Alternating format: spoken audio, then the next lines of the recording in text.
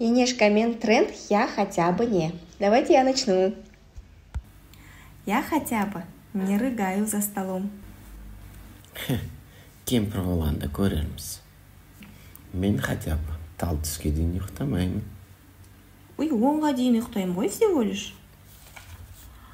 Я хотя бы не подслушиваю за дверью.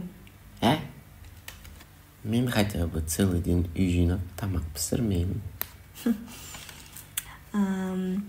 Я хотя бы принимаю душ каждый день, а не в раз в месяц. Салқын тиіп қалады. Мен хотя бы шаруа жасайтын кезде өтірік ауырып қалмаймын.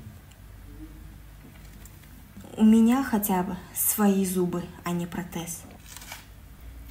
Я хотя бы не прошу у мужа деньги. У меня хотя бы муж есть. Я хотя бы не живу со свекровью.